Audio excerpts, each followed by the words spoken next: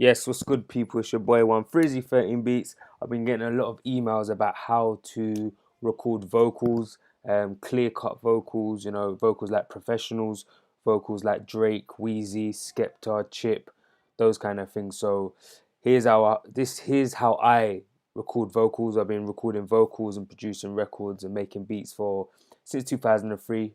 13 years I've been in studio with some of the best, Marcus Houston, D Block, Skepta, Chip, loads of artists from the UK and from the US. So I've picked up a lot of tips, tricks, and secrets along the way. So you know me, I'm all about giving back, sharing. So here's some of the things that I do. So to record a good vocal on a track, it first starts with the mic. Obviously, you need a good condenser mic. If you go to Argos and you look in Argos in the book for like a handheld mic, it's not going to work. You need a proper mic, one that sits on a stand and has a popper stopper shield in front of it. If you haven't got one of those, you're starting from the bottom and your mic will sound shit. Garbage in, garbage out. A bit like if you're printing a word processor document in Word, and you made an error on the screen and then you printed it out and you tried to rub it off on the page with your finger, it wouldn't come off because it's printed, it's embedded on that paper. So to change that error, you would have to go back into the software, Word, delete it, change it to an M or change the letter, and then reprint it, and then it'll be perfect. So garbage in, garbage out. You have to get to the root of the problem to clean it up. So um, when I open up Logic, it looks like this. This is a project that I've been working on before. So I'll go to new.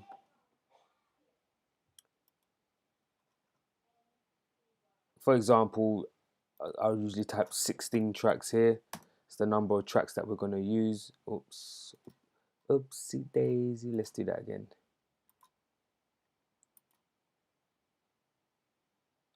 Audio. If you're using Logic Pro X, this is obviously applies to you, but they're all kind of the same. So you want to go to new. You want to choose 16 audio tracks. That's a good number to start with. Um, from there, obviously, track one, you'll import the instrumental track that you're using. So for the sake of it, I'm gonna import Take Me Away.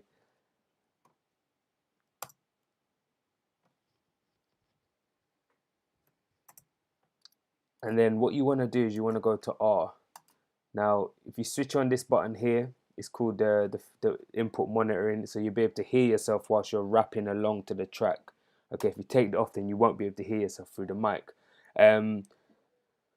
So as I said, one of the first rules is to have a good microphone. That's really, really, really important. Second is to stand a good distance away from the microphone. So you want about 4 to 5 inches away from the microphone. Now the popper stopper, the circular kind of thing that's in front of the mic, that stops the spit and stops the loud and harsh kind of sounds that come from your mouth while you're rapping. So your P's and your S's and your cuz, it kind of eliminates that and gives you just a clean cut vocal. A lot of Drake, a lot of Wheezy, a lot of Skepta, a lot of Chip, a lot of Tiny Temper.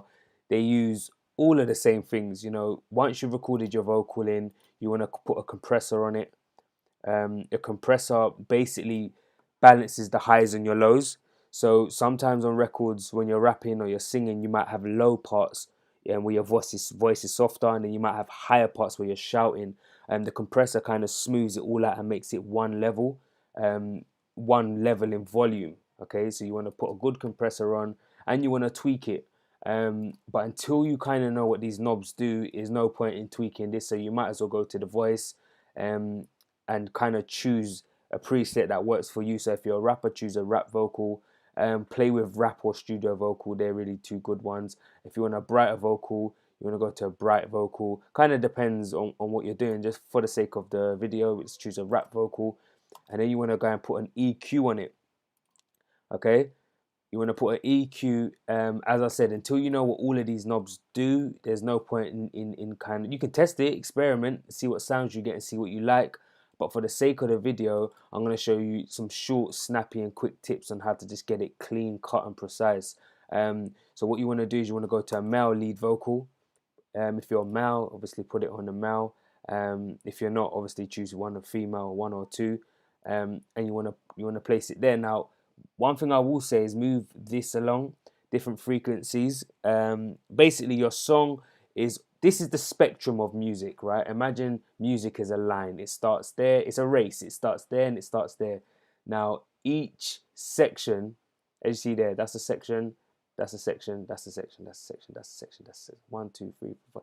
There's about 8 sections on a frequency spectrum. All right. So you want each part of the song to align and sit in a different space in the spectrum. So down here is your bass, round here is your snare, and up here is your hi-hat.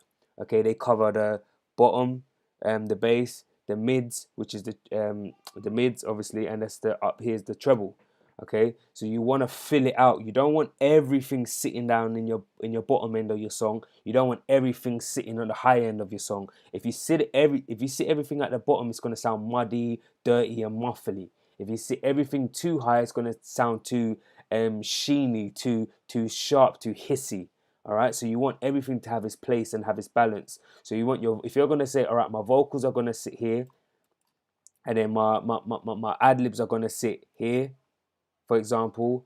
You want to fill it out. You want to use the whole spectrum line to get your music heard, and that's how you kind of create those great records and those great sounds that you hear on the radio. So you want to put your lead vocal on, use it on here. And remember, this is just a basic video. In other videos coming up, I'm going to use some other stuff as well.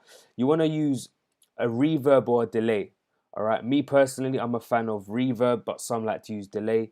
So I'll use a Sound Designer delay.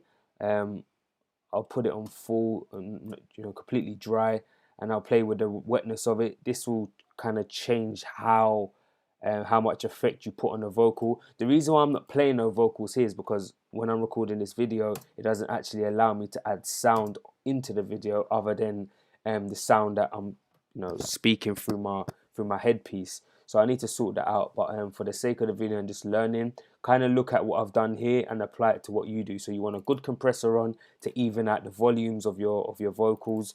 You want to put some EQ on it to take away the kind of the basses. Remember, when you rap and you sing, our voices aren't as bassy as it goes into the computer.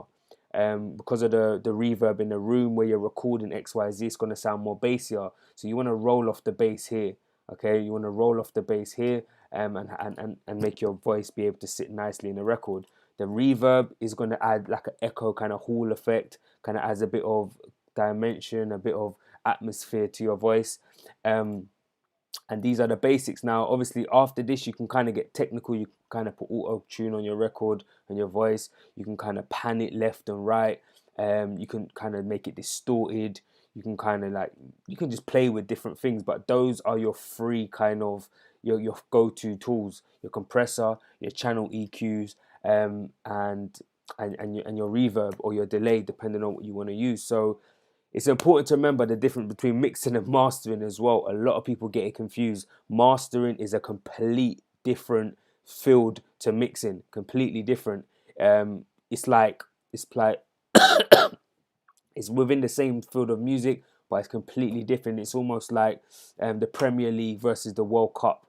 Yeah, the World Cup is, you have all of the nations around the world, and the Premier League, you only have cities or teams, 20 teams within a country, within one country. Completely different fields, different levels. I know guys that have been practicing mixing and mastering for 25 years and still, practice till today.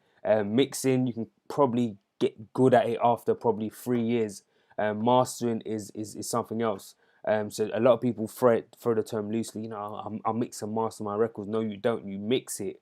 There's a big difference. I've been, mixing, mastering, making music for 13 years, and even I still haven't mastered the mastering process because there's so much to it. So just remember that. But I am going to release tips and tricks and techniques on how to get your mastering up to a scratch where it's worthy of being put out.